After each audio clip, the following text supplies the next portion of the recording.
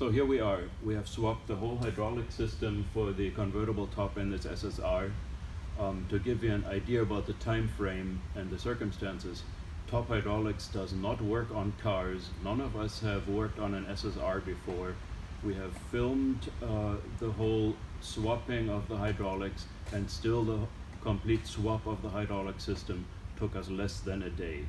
It is actually fair to say that it takes less time to swap the whole system than to just swap the cylinders out, because you don't have to bother with filling the pump and dealing with dripping hoses, taking hoses off of cylinders, and so on and so forth. So ultimately, swapping the whole system is the make sense solution. What you're getting here is a fully rebuilt system where the pump has been fully rebuilt and upgraded.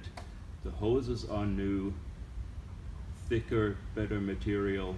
The cylinders are fully rebuilt. They have all upgraded new seals, and the whole system should now be good for decades.